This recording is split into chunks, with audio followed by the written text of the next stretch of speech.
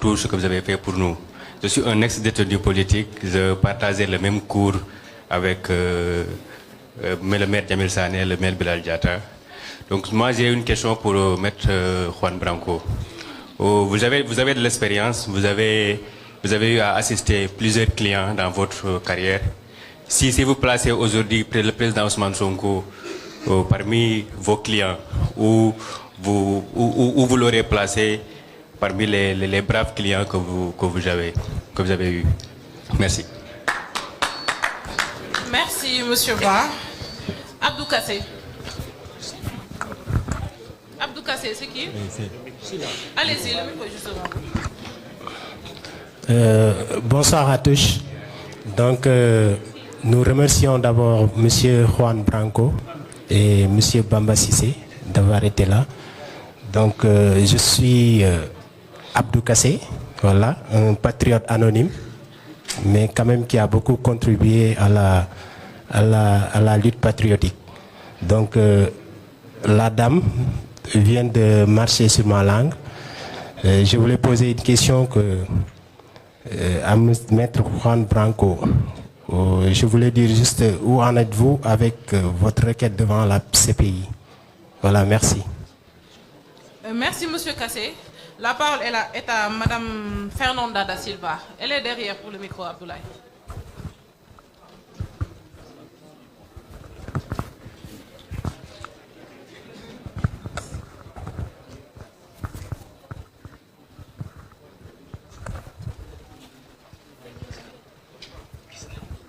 Bonjour à tous. Voilà, donc vraiment je suis Fernanda Ramos da Silva et malgré mon grand âge dans cet éminent lieu de la rencontre, je me sens jeune comme tous les jeunes qui sont là. Et depuis le début des grandes actions qui se sont déroulées en faveur de la démocratie, j'ai été, parce que je pense que la justice c'est quelque chose et la démocratie c'est quelque chose pour lesquels il faut se battre. Déjà quand j'avais 15 ans, j'étais déjà dans la lutte comme ce monsieur qui vient de parler. Donc je me sentais obligée parce que c'est quelque chose qui, quand ça vous tient, ça ne vous lâche pas, sauf si, bien sûr, vous êtes parmi ceux qui, à un moment, laissent tomber le fardeau. Mais c'est un fardeau qui vous accompagne toute votre vie. En tout cas, c'est mon cas. Et donc, je remercie surtout le peuple sénégalais, les jeunes. Ils ont été extraordinaires. Franchement, ils ont donné leur vie. Et aujourd'hui, s'il y a dans la démocratie, s'il y a le changement, c'est grâce à eux. Donc je pense qu'ils doivent s'applaudir eux-mêmes très très très fort parce qu'ils ont cru au projet. Monsieur Branco, que je souhaitais rencontrer de tout temps parce que je me suis dit, voilà un Toubab qui vraiment se sent de tout cœur avec le peuple sénégalais, le peuple africain. Donc il n'a pas trahi l'internationalisme. Donc qui végète dans le cœur, je crois, de tout homme, parce que tout homme croit en son prochain, en principe, sauf les dégénérés qui sont passés par là. Donc, Monsieur Branco, quel a été le déclic qui vous a fait vous pénétrer de cette cause sénégalaise, peut-être parce qu'il y a eu d'autres endroits où il y a eu des choses qui se sont déroulés, des mouvements qui se sont déroulés presque pareils. Qu'est-ce qui vous a poussé à soutenir ce peuple sénégalais qui le mérite bien sûr aussi fortement? Je vous remercie pour votre présence ainsi que tous ceux qui sont là. Merci. Merci aussi à vous, Madame da Silva. La parole est à Monsieur Abdoulaye Ba. C'est par ici.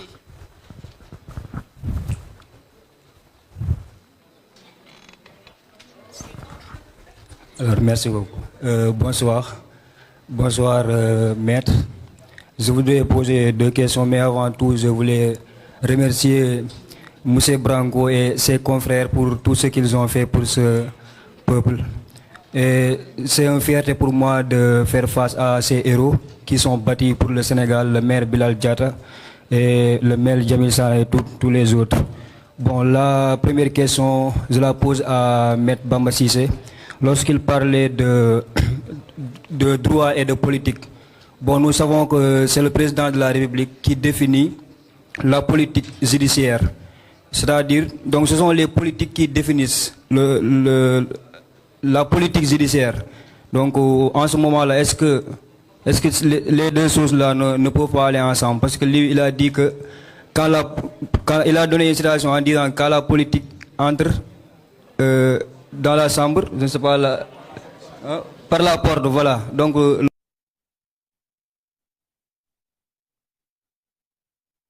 la politique judiciaire. La deuxième question, je la pose à M. Branco. Lorsqu'il parlait d'impunité, donc on sait que le régime du président Macky Sall, avant de partir, il a voté une loi d'amnistie pour protéger ses arrières. Donc, face à cette loi, qu'est-ce que les nouvelles autorités peuvent faire donc, pour mettre en place des sanctions contre tous ces gens-là qui ont tiré sur le peuple sénégalais? Merci beaucoup. Merci, M. Ba. Nous allons laisser le soin à nos conférenciers de répondre à ces questions. Et nous allons prendre une dernière série. Maître Cissé, Maître Branco, allez-y. Merci. Je vais commencer par la question qui a été double. S'il vous plaît, un peu de silence dans la salle, s'il vous plaît. Nous allons terminer en beauté. Allez-y, maître. Je vais commencer par la question qui m'a été doublement posée sur la Cour pénale internationale. C'est un choix qui appartient aux autorités sénégalaises désormais. C'est à eux de décider s'ils poursuivent la voie que nous avons ouverte. Le dossier est ouvert à la CPI, de nombreuses victimes se sont constituées. S'ils décident de créer un mécanisme mixte sur le terrain sénégalais, le Sénégal a une expérience des juridictions de cet ordre-là. Il l'avait fait même avec un ancien président tchadien, vous vous en souvenez, Hissène Habré. Ils ont des hommes de droit suffisamment qualifiés, dont certains ne se sont pas compromis. Ils sont rares. Mes confrères sont les premiers sur cette liste, qui peuvent mettre en œuvre ces mécaniques-là. Et il y a enfin le choix de l'impunité, qui était le choix qui avait été fait par Macky Sall, celui de cette loi d'amnistie, qui en effet, en l'état, empêcherait des poursuites sur le territoire national. Et donc il appartient à ces autorités de vous répondre. L'avocat, et ça me permet de répondre à la question du lien avec le peuple sénégalais, l'avocat volonté de son client. L'avocat, évidemment, fixe le cadre, traduit la volonté du client en des termes juridiques, donc dans le cadre qui lui a été fixé par la loi, c'est-à-dire par la volonté du peuple.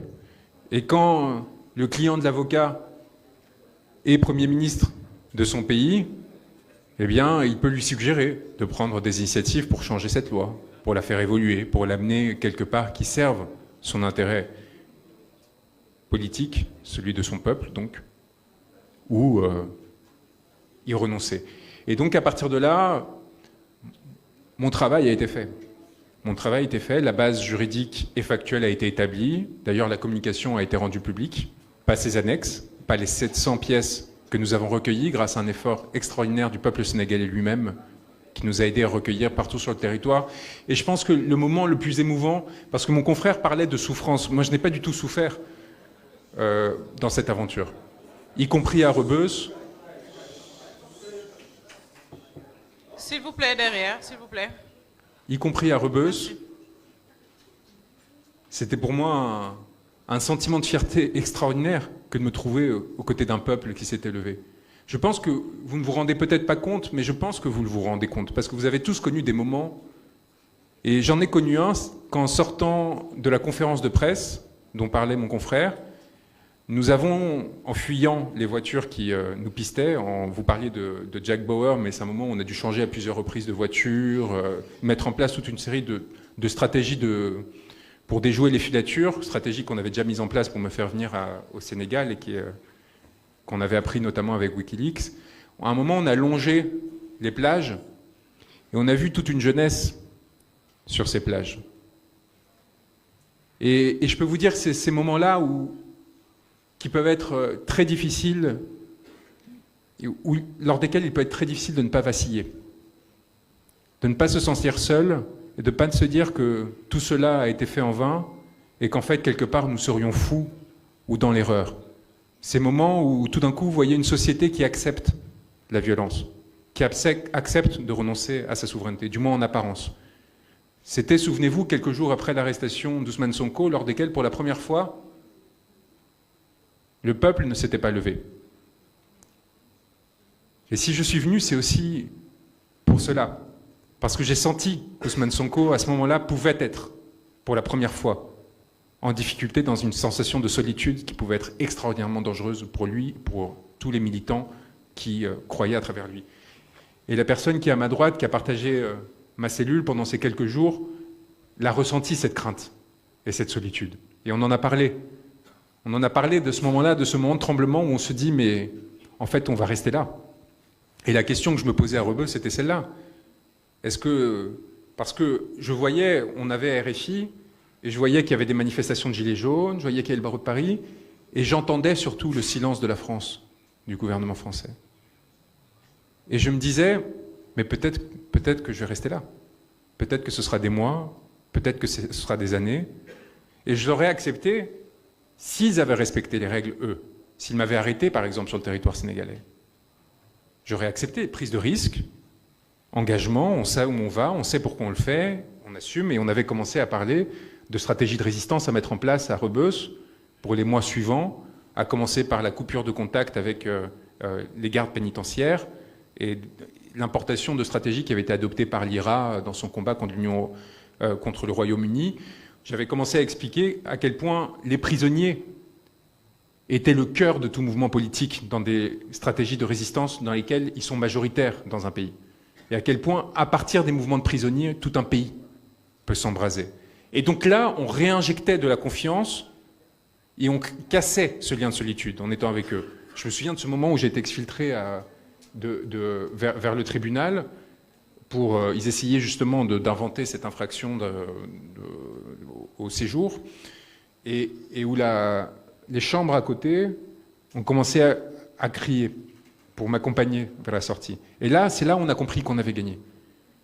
Parce que ce sentiment d'identification mutuelle, qui n'était pas évident, hein, entre moi et les Sénégalais, au départ, il n'y avait pas de raison particulière entre le petit Toubab, comme on disait, et ce moment où la prison rugit pour vous accompagner lorsque vous sortez de celle-ci, pour vous dire que vous n'êtes pas seul, en prenant appui sur la force que vous-même vous lui avez donnée en venant les rejoindre pour leur dire qu'ils n'étaient pas seuls, c'est le moment où vous comprenez que la victoire est proche. Et que celui qui est en face de vous, avec tout l'appareil d'État qu'il aura à ses côtés, aura du mal à tenir jusqu'à la fin. Et donc rompre ces stratégies de solitude était fondamental. Et donc le déclic, pour répondre à cette question, c'est tout simplement d'avoir vécu cette solitude quand j'étais aux côtés de Wikileaks et de Julian Assange. D'avoir vécu cette solitude de tant de gilets jaunes qui se sont retrouvés face au pouvoir avec tous les médias contre eux, stigmatisés, traités d'antisémites, de racistes, en gros tout ce qu'on utilise contre le pauvre en général pour lui dire de rester à sa place. Et d'avoir vu quelque part une lueur d'espoir encore vivante, quelque part dans le monde, mais en l'occurrence un pays qui parlait français, qui avait un lien avec mon territoire et qui, comme le disait Cheikh Khoureyshiba, à travers cette figure qui incarne une forme de panafricanisme complètement différente, mais qui est pour moi un intellectuel fondamental pour les années à venir, Kémy Séba, m'avait dit, il y a là un point, avec tous les désaccords que j'ai, il y a là un point, il y a là un endroit, il faut aller aider les personnes qui sont en train de se battre, parce qu'il y a une expérience des luttes que vous allez pouvoir mettre au service de cette personne, de ce peuple, et qui va peut-être l'aider de façon décisive à se sauver de l'oppression à laquelle ils étaient soumis. Moi, je ne suis pas juge de paix des luttes panafricanistes. Je n'ai pas mon mot à dire sur qui est légitime ou pas, parce que c'est justement votre combat. Mais par contre, en tant que personne qui représentait des gens opprimés de toutes couleurs, de toutes nationalités, sur de nombreux territoires et de nombreux continents, j'avais cette part en moi qui consistait à dire, là, c'est décisif. Là, cet étau qui est en train de se resserrer, avec la fausse procédure en diffamation, avec l'accusation de viol, avec les procédures qui arrivent, avec la technicité de mes confrères, qui m'ont permis en quelques semaines d'être un contributeur non seulement dans l'espace public, mais également dans la rédaction des écritures, avec les nullités sur l'affaire Mbai Banyang, etc. C'est-à-dire essayer de montrer qu'y compris techniquement, on était supérieur à eux. Parce que c'est la clé lorsque vous êtes face au pouvoir. Vous ne pouvez rien leur laisser passer. C'est-à-dire qu'en termes d'instruments, vous devez maîtriser leur instrument. La CPI, c'est exactement la même chose. Lorsque vous avez un gouvernement qui est obligé de sortir 4 ministres pour faire face et pour contredire à l'avance une communication que vous n'avez même pas encore faite auprès du bureau du procureur de la CPI, c'est que vous avez déjà gagné. Lorsqu'ils sont obligés de dire que ça n'a aucun sens et ainsi de suite, c'est qu'ils savent que ça en a un. Et qu'ils sont dans de grandes difficultés. Et ça, c'est par la maîtrise des outils de l'adversaire que vous pouvez produire cet effet. C'est en étant meilleur qu'eux sur leur propre terrain. Et ensuite, c'est ce qu'on a vu dans de nombreuses étapes à laquelle mes confrères ont participé, évidemment, vous êtes face à un système qui fait tout pour vous écraser. Et donc, y compris lorsque vous avez raison, y compris lorsque vous avez bons instruments, eh bien parfois, on trouve une façon de vous écraser, de contourner et de vous faire perdre. Mais, et je tiens à le dire, ce pool d'avocats, et il faut qu'Ousmane Sonko et Bassirou Diomaye Faye s'en rendent compte, c'est ce pool d'avocats qui a permis la libération de ce pays. Et là, je m'exclus. Quand je parle de ce pool d'avocats, je parle exclusivement de mes confrères sénégalais et de l'extraordinaire lutte qui n'est pas perceptible qu'ils ont menée à travers notamment la gestion des rythmes judiciaires. C'est-à-dire la capacité à émettre et à produire des recours au bon moment, en sachant ce qu'ils allaient produire ou pas, quelles étaient les chances ou non de victoire, et en mettant en difficulté les magistrats qui, notamment au sein de la Cour suprême, savaient qu'ils ne pouvaient pas violer le droit, qu'ils pouvaient jouer avec le droit, qu'ils pouvaient tordre le droit, mais qu'il y avait une limite, parce que s'ils ouvraient en fait cette brèche-là, au niveau de la Cour suprême, c'était fini. Soit l'autorité de la Cour suprême s'effondrait définitivement, soit il permettait à d'autres personnes de rentrer dans cette brèche et il créait du coup une situation d'insécurité juridique extraordinaire. Et ils ont su pousser dans leur retranchement. Et si la seule chose qui fait franchement ma fierté, c'est d'avoir pu avec eux chercher ces failles et avoir eu ces discussions extraordinairement techniques parfois en droit sénégalais pour essayer de trouver l'espace qui nous permettrait eh bien, de gagner encore quelques semaines. De permettre encore à Ousmane Sonko quelques semaines d'avoir espoir. Parce que je peux vous dire que si les condamnations avaient été définitives en septembre, en juin, en septembre, en octobre, en novembre, c'était fini. En fait, notre objectif et notre mission était laquelle? C'était de le déposer aux portes des élections. Au point où ils ont voulu justement retarder ces élections parce qu'ils étaient à bout d'arguments juridiques. C'est ça ce qui s'est passé. Et du coup, ils se sont mis dans une situation où l'apparence formelle du respect du droit n'était plus respectée, ce qui a forcé la désolidarisation, notamment des États-Unis. Et là, en fait, le droit provoque une bascule géopolitique, parce que les États-Unis savent, ils ont des dispositions qui les empêchent, par exemple, de collaborer avec des États qui ont subi un coup d'État. Et c'était ce qui était en train de se passer au Sénégal. Et donc, en fait, avec la pression des sénateurs démocrates sur l'administration Biden, eh bien, lié à ce travail qui a été fait et dirigé par Bamba Cissé, eh bien, à partir de là, évidemment, la brèche qui s'ouvre et l'enchaînement qui permet de sortir de la dépendance et de la soumission que la France avait générée, cette acceptation tacite de cette noirceur qui commençait à s'infiltrer dans le Sénégal, et la libération précipitée, et évidemment la victoire extraordinaire permise par les forces des patriotes. Voilà ce que je voulais dire sur la question du déclic. Et sur la question, peut-être ça me permet de finir sur la question du rôle de l'avocat qui, à mon sens, doit épouser son client. Il doit l'épouser, et la passion que j'ai pu ressentir, quelqu'un me demandait d'hiérarchiser mes clients, de voir quelle place avait Ousmane Sonko parmi eux. Les clients les plus importants sont ceux qui ne sont pas encore libérés, y compris lorsque j'ai cessé de travailler avec eux, comme Julian Assange aujourd'hui, comme Noël Daufour, le grand frère en Guadeloupe. C'est ceux-là qui vous arrachent une part de votre cœur, qui reste à leur côté. Mais pour le reste, que ce soit Ousmane Sonko, Falla Fleur, même si je ne l'ai pas représenté directement à ce moment-là, mais plus tard, Papa Abdoulaye Touré et d'autres, que je les ai accompagnés pendant cette période, ou après, qu'ils soient anonymes ou pas, vous avez vu en fait un engagement intense et qui a pu apparaître extraordinaire pour Ousmane Sonko, mais c'est parce que c'est Ousmane Sonko qui était dans une position extraordinaire. Et cette position extraordinaire, c'est vous qui lui avez donné. il portait un peuple. Mais cette passion-là, et je pense que c'est le propre de beaucoup de pénalistes, c'est tout simplement une passion qui s'étend à tous ceux qu'à un moment donné vous décidez de descendre, de défendre et de protéger.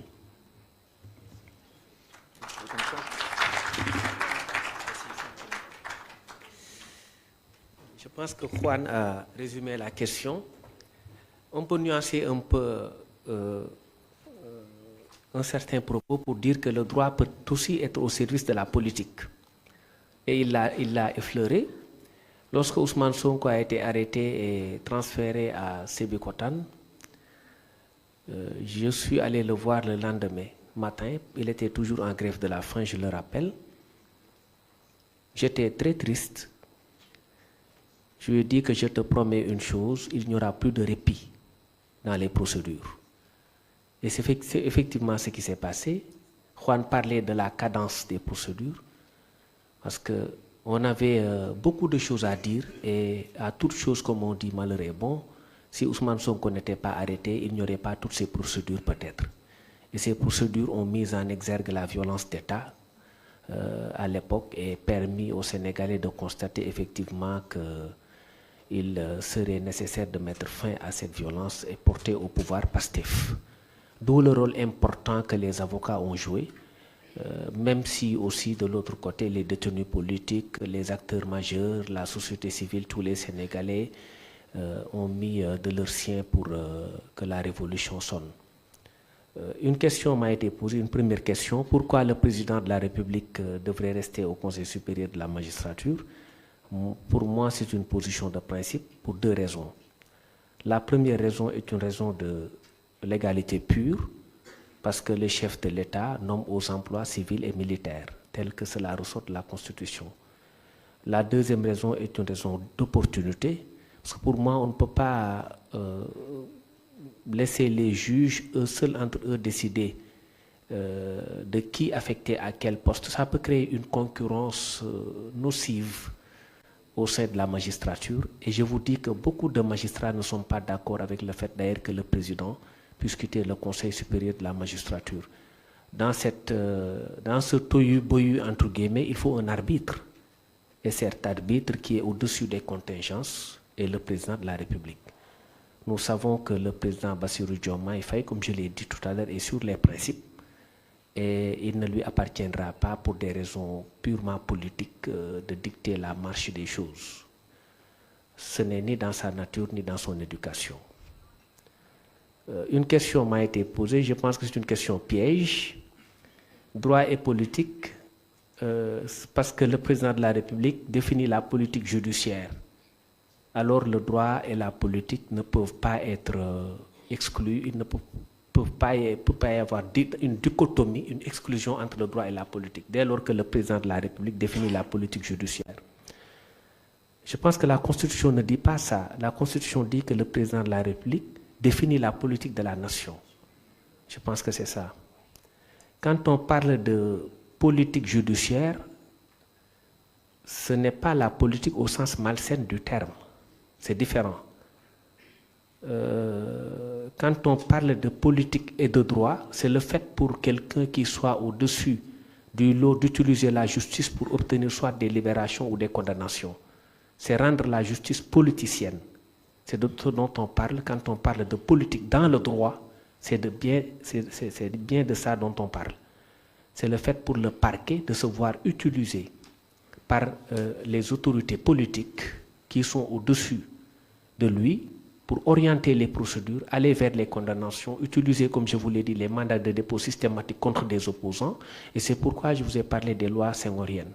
Donc on est dans l'application de la politique politicienne au cœur du droit. C'est de ce dont on parle. Mais quand la Constitution dit que le président définit la politique de la nation, ça c'est de la politique saine. Saine, ce n'est pas de la politique politicienne. Donc il y a une nuance, c'est deux choses différentes. Donc je crois que j'ai épuisé les deux questions. Je laisse la parole au modérateur, à la modératrice plutôt. Merci, maître. Donc moi je suis mitigée. Hein. Il y a la presse qui tire sur ma veste parce qu'il se fait tard et je pense qu'il y a d'autres interventions. Juste avant de prendre peut-être deux personnes, il y a M. Alindoy qui est là et qui veut rajouter quelque chose. par rapport à ce que Maître Branco a dit. Donc, très brièvement, Monsieur Ndoye, vous pouvez y aller. Vous pouvez présenter et... Monsieur Alioune Ndoye, donc, legal assistant en coopération judiciaire au niveau du bureau du procureur de la Cour pénale internationale. Je pense que Juan Branco me connaît très bien. J'ai pu gérer cette mission autant avec M. Ocampo. Et la seule chose que je peux dire, c'est que en ce qui concerne le dossier de la CPI, vous savez, on a un dossier béton là-bas. Et je sais que, pour ce qui concerne peut-être le dossier que M. Juan Branco a déposé au niveau du bureau du procureur, moi je pense qu'il y a un dossier, c'est un dossier béton, et vraiment avec un travail colossal, quoi, honnêtement. Et je tenais à remercier donc Juan Branco donc, en ce sens, car peut-être son acuité et son caractère purement humain sont bien signes d'une ère nouvelle, quoi. En tout cas, je sais que, comme l'a dit donc Juan, les autorités sénégalaises donc, doivent faire un coup de pouce pour que les choses puissent avancer. Mais c'est un dossier vraiment qui est un dossier béton, quoi. Je peux m'arrêter là à ce niveau parce que, pour des raisons confidentielles, je n'ai pas le droit de divulguer certaines choses. Merci beaucoup, Juan. Merci. Donc, on me signale qu'il y a un match du Sénégal qui se déroule à l'instant. Être patriote, c'est aussi supporter les Lions de la Teranga. Donc, il y a beaucoup de questions. Je sais que vous avez beaucoup de questions à l'endroit de nos conférenciers, mais malheureusement, nous allons devoir lever la séance pour permettre à ceux qui doivent rentrer et suivre le match d'être à l'aise pour le faire. Donc, nous vous remercions tous de votre présence. Merci à très beaucoup. bientôt, Inch'Allah. Et merci à nos conférenciers. Vous n'avez pas le droit de partir, hein. J'ai une photo avec tout le monde, hein. Avec le pêcheur, avec... Ça va bien. Droit et politique. How so?